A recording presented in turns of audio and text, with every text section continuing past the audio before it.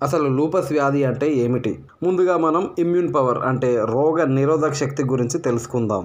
బయట నుండి వచ్చే వైరస్లు, బ్యాక్టీరియా లాంటి మైక్రో ఆర్గానిజమ్స్ మన శరీరంలో ఉన్న సెల్స్ మీద దాడి చేస్తాయన్నమాట.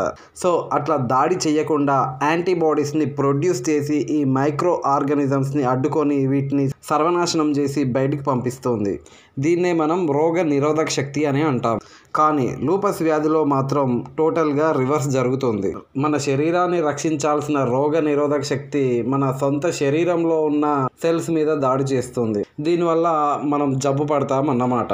రోగ నిరోధక వ్యవస్థ ప్రొడ్యూస్ చేసిన యాంటీబాడీస్ మన బాడీ సెల్స్ మీద దాడి చేస్తాయి. అంటే లూపస్ వ్యాధిని ఆటో ఇమ్యూన్ డిజీజ్ అని అంటారు. లూపస్ వ్యాధి వచ్చిన వారి ముఖం మీద బటర్ఫ్లై ఆకారంలో దద్దుర్లు వస్తాయి. అట్లనే ఈ దద్దుర్లు వూల్ఫ్ అంటే తోడేలు ముఖంపై వచ్చిన మరకలాగా కనిపిస్తాయి.